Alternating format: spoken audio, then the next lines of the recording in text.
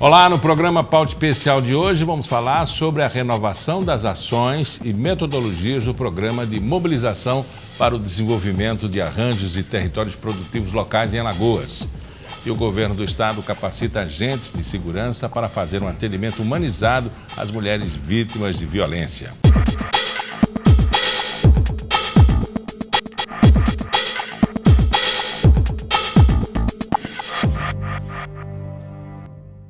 E os mais de 10 mil pequenos produtores, empreendedores e empresários atendidos pelo Programa de Mobilização para o Desenvolvimento de Arranjos e Territórios Produtivos Locais em Alagoas tiveram renovadas as suas ações e metodologias. Para explicar o que significa no dia a dia dessas pessoas, eu converso agora com o Wagner Felisdório, que é supervisor de cadeias produtivas da Sedetur. Bom, como disse na abertura, o que isso significa para a sociedade? Então, esse é um momento importante para o programa. Veja, é um programa que tem mais de 10 anos de atuação no Estado. Ele trabalha no fomento, no desenvolvimento dos territórios produtivos do Estado. Em 2004, que foi quando a gente começou com essa iniciativa, foram mapeadas as atividades principais econômicas do Estado, né? E a partir daí, foi estabelecida a metodologia de apoio a arranjos produtivos locais, né, pelo governo do Estado. A gente sempre teve também a parceria do SEBRAE. E aí a gente começou com apenas 10 arranjos, nós chegamos a 18 atividades produtivas apoiadas, hoje nós estamos com 10. E a gente entende a necessidade do apoio do Estado para esses APLs, né? Porque, em suma, a gente consegue aproximar as demandas do território, né, dos parceiros, dos possíveis parceiros que podem ajudar na resolução, né, dessas demandas. E o que fez com que o pensamento mudasse, ou a nova metodologia, o que modificou, na verdade, você disse que está desde 2004, né? Isso. E houve a necessidade dessa mudança, porque a circunstância econômica, os commodities que modificaram, o cenário político. Então, durante esses 10 anos, a gente sempre se preocupou em reciclar, em renovar a estratégia do programa.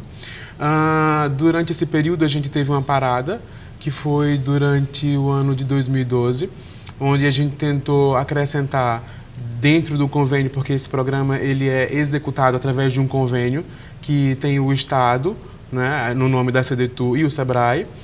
Então, no ano de 2012, a gente tentou colocar a Desenvolve, a gente entendeu que não tinha condições por motivos burocráticos. E aí, nesse ano agora, com a nova gestão de governo, a gente entendeu que precisava fazer uma mudança na forma como a gente prestava contas, né? O FECOEP, que é o fundo que financia esse projeto, entendeu que a gente precisava ter uma nova forma de mostrar esses dados, mostrar os gastos dentro do programa.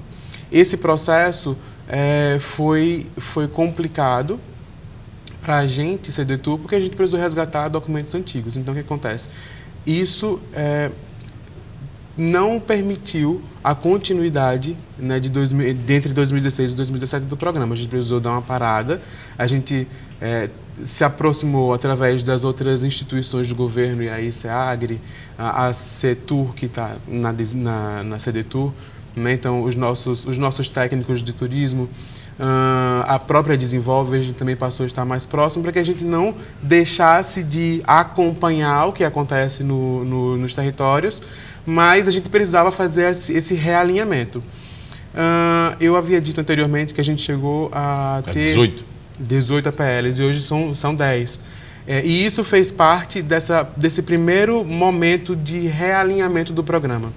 A gente percebeu que, por exemplo, desses 18, 10 deles tinham congruência, eles estavam adequados à metodologia que a gente tinha colocado desde o início, né? Então, os outros 8, eles já não tinham mais o fôlego que a gente esperava, né? e também outros motivos muito específicos de cada um deles. Evidentemente que a gente também levou em consideração o cenário econômico do país. A gente não podia deixar, de maneira alguma, de atentar para esse cenário, esse panorama econômico. Então, essas variáveis elas foram introduzidas no período de 2015 até 2017. Então, primeiro a gente fez uma análise de quais foram os APLs e quais eram os APLs que obedeciam os critérios que nós estabelecemos, né? Desses 8, deixaram de ter apenas a presença do gestor, não deixaram de ser APL, porque é importante a gente lembrar que arranjo produtivo ele não é criado, ele já existe. Né? Aquela atividade ela já existe. Os outros 8 devem continuar, né? Com certeza, com certeza. Mas não dentro do perfil que se enquadrasse dentro do projeto. Exatamente. Né? Agora, desses 10, quais são? Nós dividimos em 3 áreas, né? Agronegócios, serviço e indústria. Em indústria a gente tem o APL de Móveis Maceió. Em agronegócio a gente tem ovino-caprinocultura na região do Sertão. A gente tem apicultura também na região do Sertão. A gente na região agreste tem horticultura, mandioca. A gente também tem os de serviço, que são 3. São 3 APLs de turismo. Que, no caso, a gente tem o de Costa dos Corais, que fica na parte norte. A gente tem o Lagoas e Mares do Sul, finalzinho de Maceió e descendo do litoral sul. E temos o que margeia todo o São Francisco, que é o Caminho de São Francisco. E são sensações assim de que a estabilidade diante de uma crise torna mais forte, né? O sofrimento torna o comerciante, o empresário, o empreendedor, né? E toda a política um pouco mais forte, se adaptando às questões. Como qualquer nascedouro, né, ciclo empresarial, sim, alguns conseguem manter esse ciclo por um bom tempo. Se a empresa é familiar e já modifica, tem toda uma nuance, né, ou nuances de cada negócio. Né? Com certeza. E foi baseado nisso que a gente procurou realinhar o programa, né, para que a gente atendesse justamente essa demanda social. Eles dão prova de que, apesar desse ciclo, né, há uma persistência, uma perspicácia, uma vontade. E aliado com o esforço técnico, político e a capacitação junto com o SEBRAE, o governo do Estado e os empreendedores, isso pode frutificar. Né? Com certeza. A gente, inclusive, durante esse período de 10 anos, a gente consegue visualizar diversos avanços nos setores que nós apoiamos. Né? A gente tem, por exemplo, no Litoral Norte, a gente tem hoje um Convention Bureau, que começou lá bem antes como uma associação e recebeu o apoio do governo, o apoio do SEBRAE e das outras instituições que são parceiras da coordenação do programa, para que hoje ele atingisse o nível que ele se encontra. Aqui em Maceió, a gente tem o Polo de Tecnologia, que ele também foi uma demanda do APL de Tecnologia da Informação, já bem atrás. Então, no Sertão, a gente também tem Casa de Mel, a gente tem outras infraestruturas que dinamizam a economia daquela região.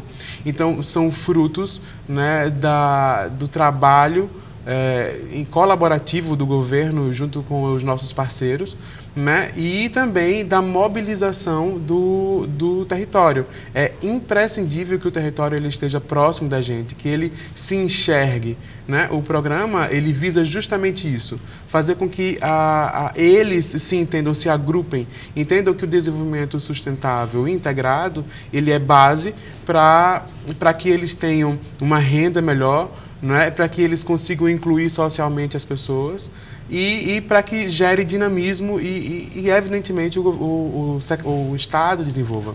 Que tipo de demanda o Estado oferece, ou o Estado oferece estrutura para a demanda, né, possíveis demandas, né, que possa, assim, congregar e dar uma vida ativa a essas comunidades? Vê.